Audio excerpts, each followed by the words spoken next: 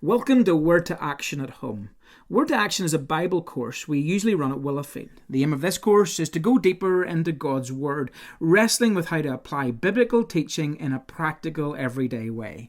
The main purpose of the course is to help equip us in our devotions and Bible study at home, looking at how to engage with the passage or story or truth of this ancient book in a very relevant way. I hope you will find these recordings helpful and practical. I hope it will whet your appetite and encourage you to read and study and wrestle with this wonderful book.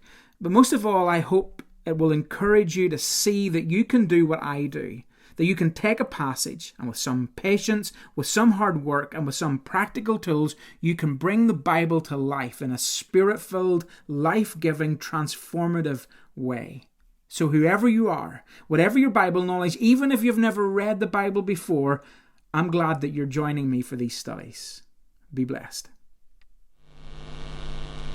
Hey, you are so welcome to Word to Action at Home. I really appreciate you taking the time to join me, either live on Facebook or maybe watching this at a later date. Thank you so much for doing that. You can go back to our morning services and you can listen to the preaches on these. You can go to willowfieldchurch.online and there you'll see a fuller explanation or a fuller exposition or exegete of the passage there. So I'm not always working through every verse and every twist and turn when we do these. I'm just trying to lift out some of the things that I don't always lift out in the preach, or some of the key things as we work through this together. So we're going to flick the screen now. We're going to work through chapter 7 using that technique of highlighting and scribbling notes down along the way to find out what the big ideas are, who the key people are, and what is going on in chapter 7. Let's do that now.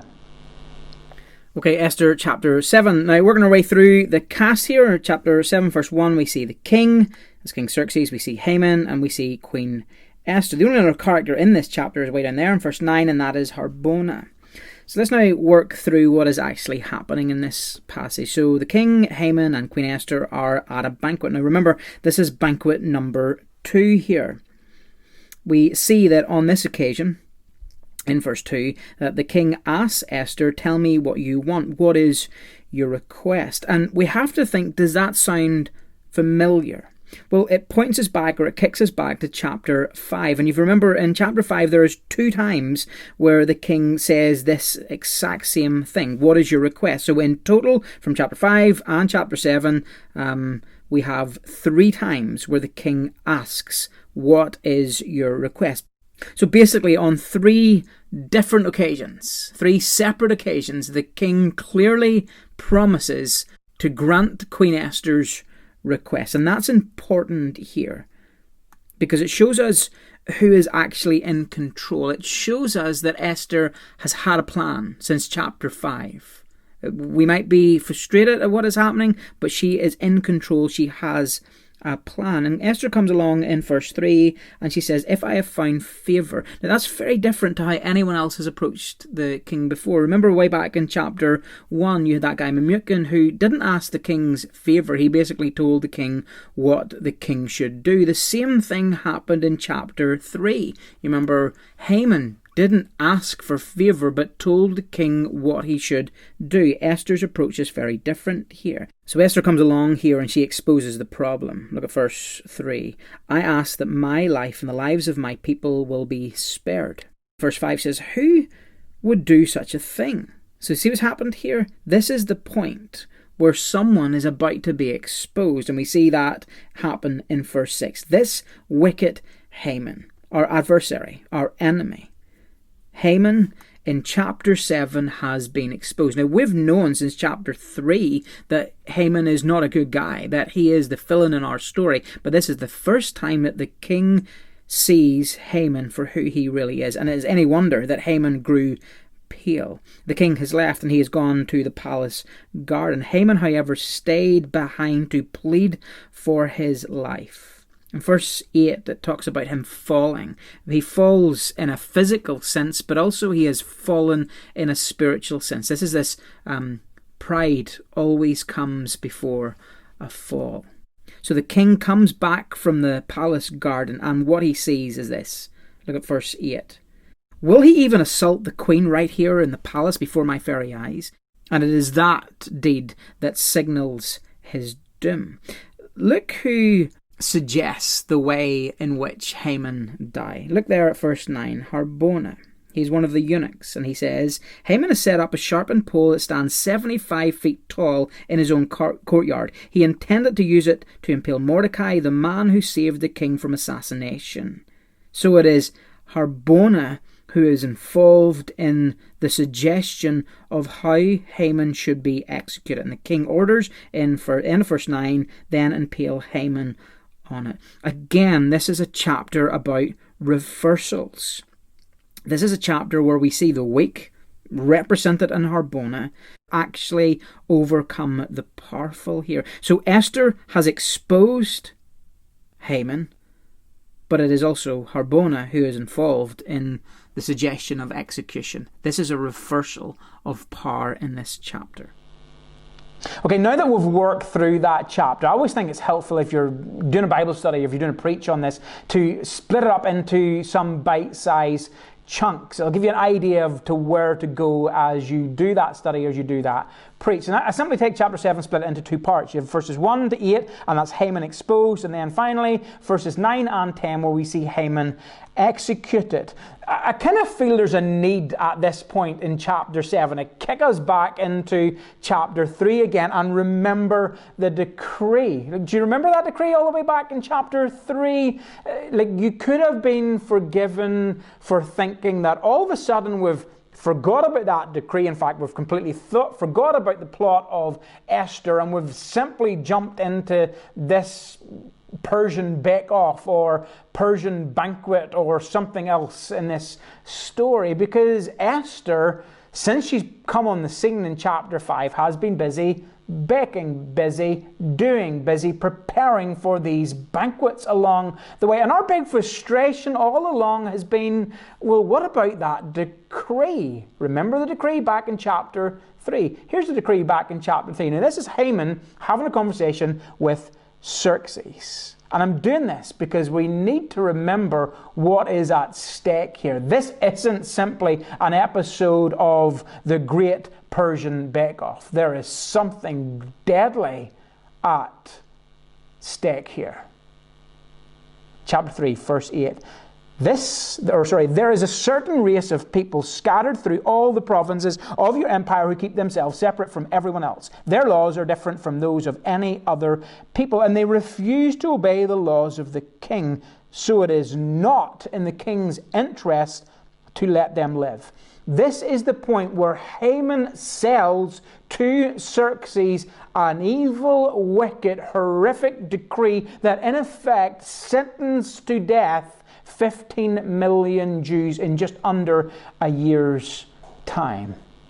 So how can Esther be busy with banquets? Why is she not boldly going where no Esther has gone before? Remember that decree that was signed off. It's signed off in the king's name. It says in verse 12 of chapter 3, this is a decree that was written exactly as Haman dictated. It's not edited, it's not tied up, it's not reduced. The sentence is not reduced. This is an evil, wicked decree upon an innocent race. They are sentenced to death. In less than a year's time, they will be destroyed, annihilated, wiped off the face of this Persian Empire. And who signs it off? Well, the decree was written in the name of King Xerxes and sealed with the king's signet ring. I'm not sure if you've ever signed off on something that you're not actually quite sure what you've signed off on. Sometimes we sign off on things and we haven't really read the small print all that closely. Like King Xerxes takes that to a whole new level. Not only has he not read the small print in this decree, he hasn't even read the decree. Like basically all he does, and we find this out later on in chapter 9, King Xerxes has taken his signet ring, he has given it to Haman. Haman puts on that ring, he uses that ring to stamp the king's approval over a decree that he rights. So I'm not sure how much the king knew of what is going on here. He's not innocent by any stretch of the imagination. He knows that some group of people, some race, are going to be destroyed because apparently, because he's been manipulated and because it's been twisted, apparently they are disobeying him, which isn't true. But anyway, the king has signed off on this decree. This is a book that exposes Haman. Very obvious that he is exposed as the villain. We've known that since chapter 3, but in this chapter to King Xerxes, he's exposed as the villain, the evil of that decree that, whilst it was twisted and while it was manipulated and while he was careful in the words that he used, Haman is exposed in this chapter. But this is also a chapter that exposes both Xerxes and Esther in this chapter. Have a think about that. Xerxes has signed off on a law that in effect sentenced his own wife, his favorite wife, Queen Esther, to be annihilated. And not only has he signed that off to kill his favorite wife, he also has signed off to kill a race that his wife now identifies as. And even if he's been tricked, and even if he's been manipulated, and even if he wasn't exactly sure of the finer details of this decree, it is not a good look that you have trusted your second in control, your second in power, your trusted prime minister, and simply signed off on a decree. Doesn't look good for the king. King Xerxes knows that. King Xerxes also knows that he has a problem here. He cannot stop this decree, he cannot reverse this decree, and he cannot revoke that decree, because by Persian law, you could not alter a law or a decree when the king had made it. It is binding, it is final, you cannot revoke it. But King Xerxes also knows that on 3 different occasions, and for the 3rd time in chapter 7 this happens, but on 3 different occasions he has promised to Queen Esther that he will help her, that he will do whatever she wants. And he realizes that he cannot reverse this decree, and that's a problem for him. But he also realizes that he cannot fail to do something in this. Like, if you're a king who cares about your reputation, cares about saving face, and cares about what other people think of you, as King Xerxes does, then you cannot afford not to do something in this chapter. So the big dilemma for him here is that he realizes his wife is Jewish, he realizes that he has made a promise 3 times to do something, but he also realizes that there is nothing he can do. No wonder that he storms out into the garden to have a think for himself. This is also a chapter that exposes Esther. Like in the preach, it's the reveal. She reveals her true identity. But in another sense, she's exposed.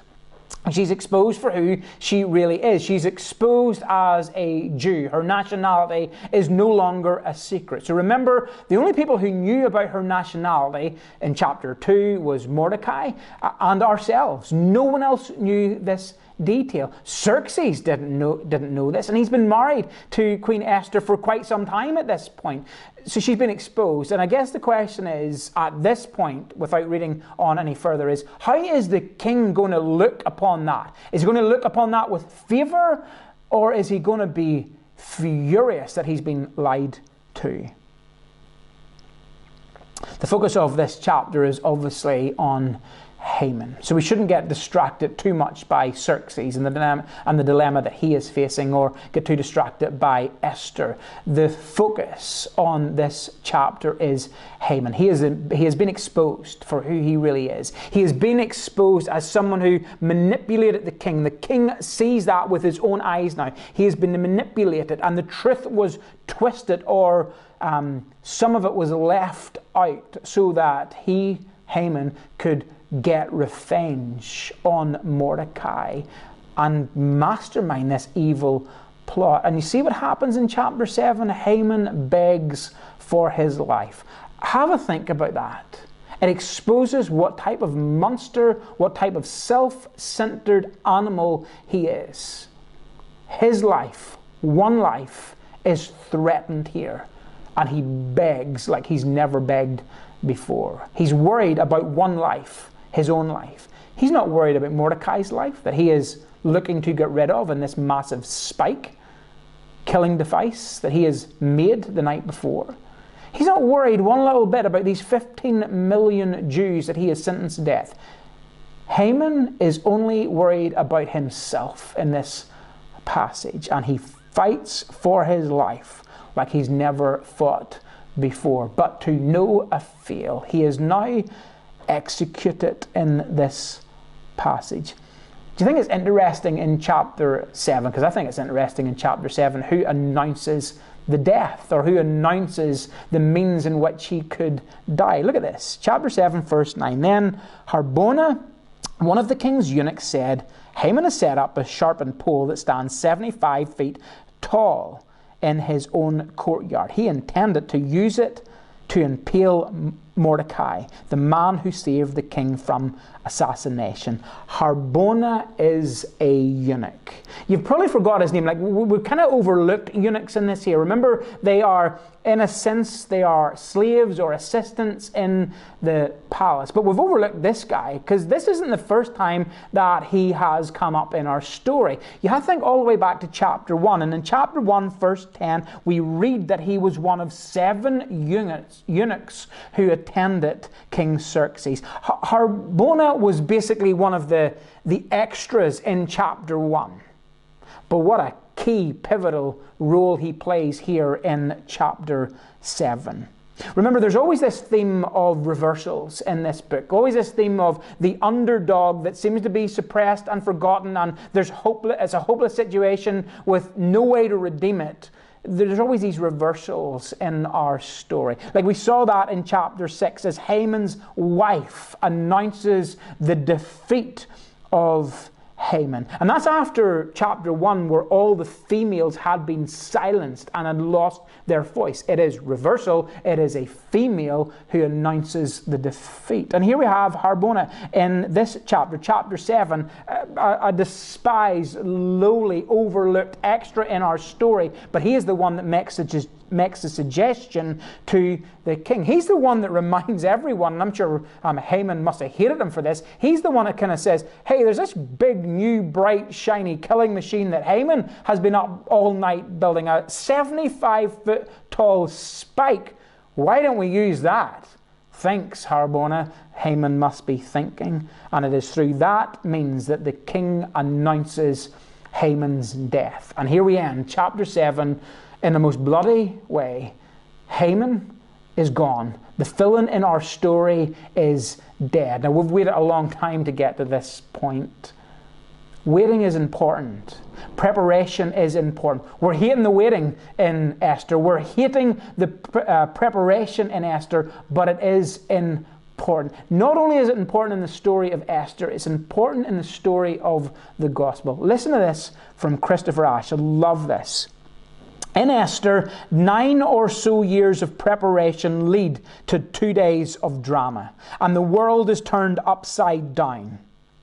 In the big story of human history, centuries of waiting is followed by a birth. 30 or so years of silence, 3 years of public ministry, 3 hours of agony on a cross, and the world is turned upside down. By his death, Jesus disarms the powers and authorities.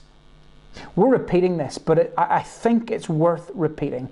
In the waiting, God is working.